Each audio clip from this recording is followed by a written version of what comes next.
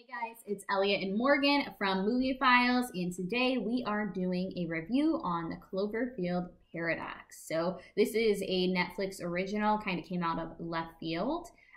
So we were pretty excited about it. Elliott's been a longtime fan since the original. He had his very own Slusho shirt. We need to find it. I don't know where it is.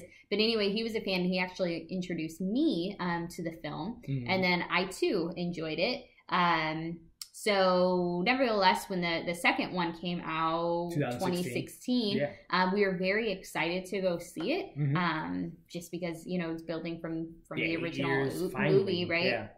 And then also John Goodman was in it, so I always love him. Very, very excited to see it. And we were a bit let down. We did not enjoy it as much as we did the first one. We probably should revisit. I think we just saw it. Maybe watch one after the other.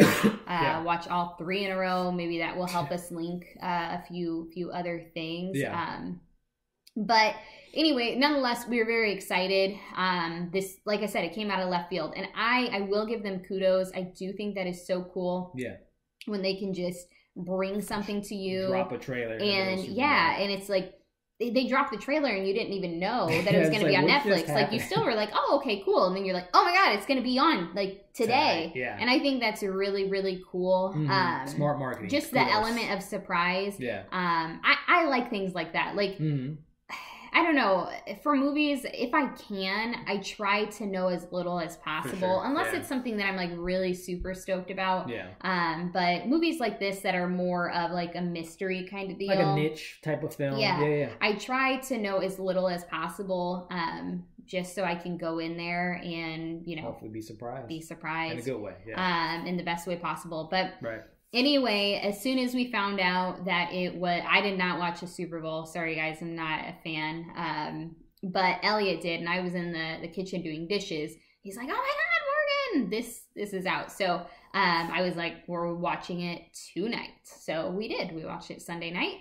As soon as the Super Bowl was over, and let's just talk about the movie. As you guys know, we like to keep this as spoiler free as possible, so we're just going to touch a little bit on the story, talk about the performances, if we want more for this franchise, because there will be more, and then we'll wrap up with our thoughts and our scores. So, you know, from the story, and this is just from IMDb, you know, you have a group of scientists that is testing a device in space to try to take care of an energy crisis on Earth, which leads them to a face-to-face dark alternate reality. So with that being said, I'll leave it to you, Morgan, kind of taking lead here. The story. What did you think about the story without giving too much away? Did you like it? Was something missing? Just overall, what did you think about it? So I'm going to be completely honest. I thought the story line was very predictable. There were two big, I guess you could call them reveals. And I knew. I don't know. Thanks to Olivia Benson and Elliot Stabler for all the work that they have done. Thank you so much. I've learned so much to become the best detective ever.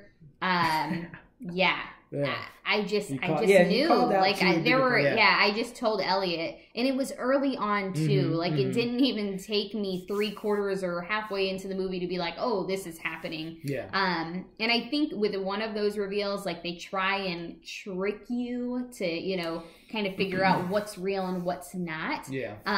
But they weren't able to get me, man. So that was predictability was a flaw for sure.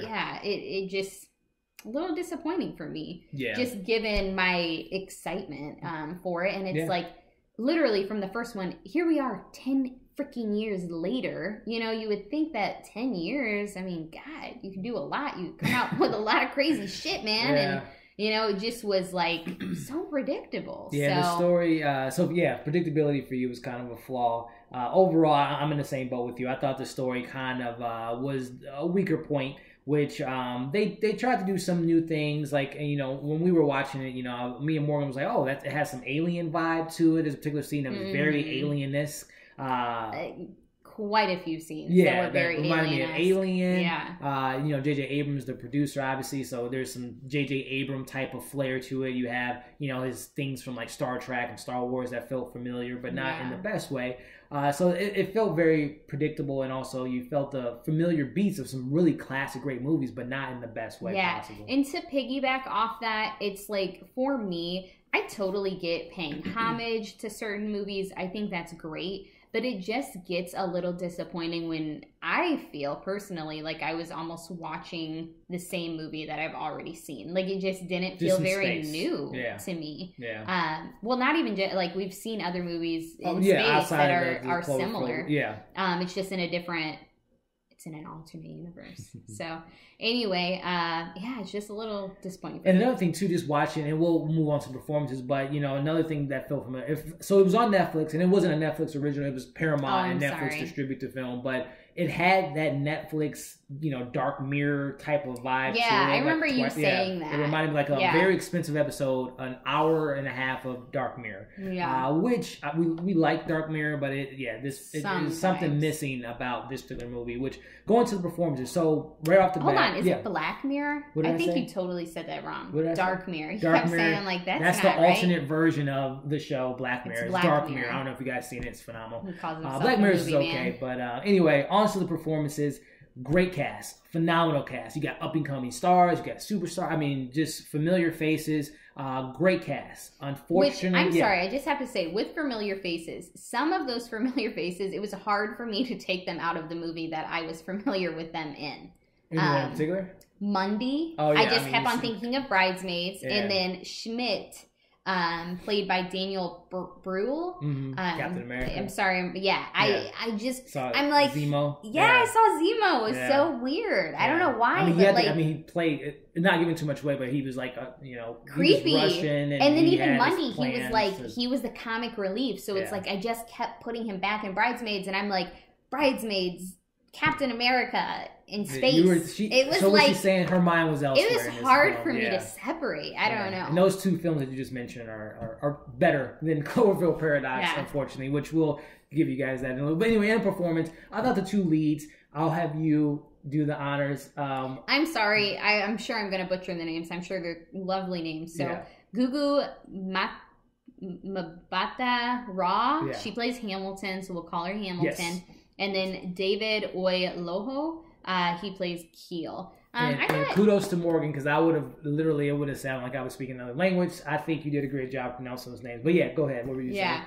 I mean, I thought they did okay. They had some good chemistry at points. Yeah. So I think where it falls flat for me is just lack of backstory and really caring for the characters. They give you a little bit of Hamilton's background. That's literally the only character. Yeah. Her and her family dynamics is touched on throughout the film, but no one else had any So for this film to be, they're in space and they obviously want to save the world. We have no background on what these other characters are going through as far as their wives, their kids, their family. And they've been up there for a minute. So over 600 some days they're in space, and it's just like, you don't, in a movie that has thriller elements, some horror, you want to feel for the characters. I'm not asking for a whole 5-year background on these characters, but I just want to know, you want to feel for them. And if you don't have anything you relate to or want them to make it back home so they can get back to their daughter or get back to their kids or whatever the case may be, it was just missing. That is true. Yeah. Like you see these, and not this movie in particular, but in other movies, you see these people getting taken out left and right. And it's just like, oh, they're gone. You're supposed to have this emotional attachment, but it's just like, I don't care. Yeah. And I think that's really what falls flat for me, other than, the story being predictable, the characters being a little dull as far as their backstory, not really caring for them. The performances, again, great actors and actresses, but it didn't work for me. Yeah. Which leads into our next point of this video, which is, do we want more? Even though we're getting more, it's been announced, I think as soon as October, they're going to release the 4th Cloverfield film, which is supposed to take place in World War II, and it's supposed to be, this film is going to affect that film. So, do we want more, is the question. What about you? Why don't you go first? I'll go first. If they can find a way to get what I got out of the first Cloverfield, because that's my favorite one so far of the franchise, the first Cloverfield. If they can find a way to get, it was just fun. It was something new. Yeah. It was you felt for the characters. You know, you had this relationship. I can't think of the character's name right now. It's like running to my tongue. But you wanted to make sure they got back together. And you had, I believe, What's his name? Hud. Hud was in the movie, who is played by I can't think of the comedian's name right now. Yeah. But you know, you kind of felt for those characters. You want them to make it out of that, you know, that first film. But well, yeah, and you know, in the first film, they did a good job of building. Yeah, they go to this party. You meet these different characters. You're seeing some very like high emotions from jump. Yeah. So yeah, I guess were you done? No, I was gonna say yeah. So do I want a fourth film? We're gonna get it if they can find a way to capture what I liked about the first one and some of the second one. Then I would be okay with them continuing this series. But as of right now, if they continue to just keep going so far to the left from the original one and then throwing in things like, oh yeah, this is part of the same universe, then no, I'm not going to be excited for the fourth one. What about you? So here's my deal. Yeah. No, I don't care. Mm-hmm. I think for me, like I'm the kind of person, I think some things are better left untouched. Sure. I'm not going to lie. I was excited for the second one, but it was a letdown. After the second one, I honestly kind of lost interest. I told you about it a couple weeks ago. But I really didn't care. Now, if they do make a fourth one, absolutely, I'm going to see it because I already have this kind of investment. Sure. But the first one was made in 2008. Mm-hmm. We really, now that all three of them are out, I do think it would be cool to watch all of them in a row and maybe try and piece things together a little bit. I mean, this film does tie into the second one. There are some things, and I think that might be interesting to do. But in 2008, I was 16. So, like, the things that I enjoyed were very different than what I do now. So I just don't know if they can really capture that again for me at this time. But like I said, I like things left untouched. Like, I remember even kind of off topic, but similar, but like Beauty and the Beast for me. When I found out that they were doing a live action, now they're just continuing to do all these, like, I'm really not excited for them because it's going to be awesome, but we will see. I mean, it has a phenomenal cast, so yes, I will give it that. But I like what I like. I like the nostalgia of things, and then as I'm living now, like I want to see new things, you know, like I don't want to see the same thing, and I just don't feel like they tied it together well enough for me. I would just expect more 10 years later for them to be able to like group things together a little more thought maybe into it. Well said. There you go, Morgan, with her thoughts. Yes, always great. So with that being said, this video is going to wrap up here. Final score. So as you guys know below, that's our score system. I'm going to give it a 2 out of 5. I wish I could give it a little bit higher because I'm a really big fan of Cloverfield. Again, I remember being, 2008, just being so blown away by the film, and it just stuck with me as the years went by. Being a little let down by the second one. This one was even, a bigger letdown. Yeah. So 2 out of 5 for me. It's bad. I mean, it's on Netflix, and I would say kudos to them deciding to put it on Netflix instead of for coming to the theater. I know some people are like, oh, I think they did that for a reason. Well, I mean, people are like upset, like, oh, the future of movies now is like executives are going to be picking and choosing. Okay, this is TV worthy versus film worthy. You want the audience to pick that. That's just the reality. That is the reality. But I'll to go back to my point. I'm glad that was given to us in a Netflix form versus paying $20 to go see the show. Because I think I would have been this score would have been a lot lower because paying that much money and not getting what I wanted. So for me, 2 out of 5. Yeah, I'm going to give him a 2 out of 5 too. Mm-hmm. Just throughout the whole movie, I'm not going to lie. At the very beginning, I was just like, this is boring as hell. Yeah. And then in the middle, I got wrapped into it. And I was like, okay. And then the ending, I was just like, it's just like you're watching Yeah, I mean, thank you for, again, putting it on Netflix and then also not making us super, like, stoked for it for, 6 months before it dropped. Well, I mean, the thing was, the backstory of this, it's supposed to come out in February. It was supposed to be called God Particle. They changed the title. Then Paramount came out and said they're going to maybe shelf the film. And then Netflix bought all this nonsense and they just dropped it. So...